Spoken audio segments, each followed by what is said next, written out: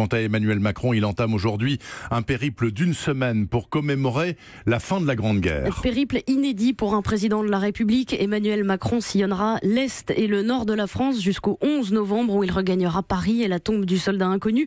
Pendant une semaine, le chef de l'État va commémorer la guerre 14-18. Il tentera également de renouer le contact avec les Français. Jean-Rémy Baudot.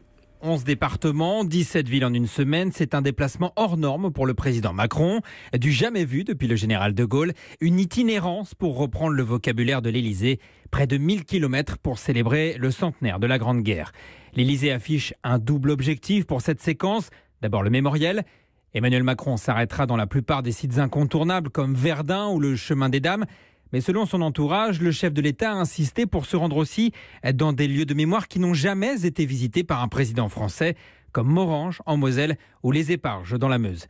Autre dimension plus économique et sociale, le président veut profiter de ce déplacement pour aborder des problèmes contemporains de ces territoires, des régions souvent frappées par la désindustrialisation.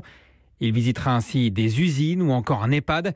Selon un membre de l'exécutif, il s'agit d'une opération de reconquête des territoires, l'occasion d'essayer de retrouver une image présidentielle après une rentrée difficile.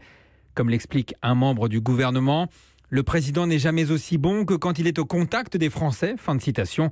Pour autant que son message ne soit pas brouillé par des polémiques ou des petites phrases. Jean-Rémy Baudot du service politique d'Europe 1.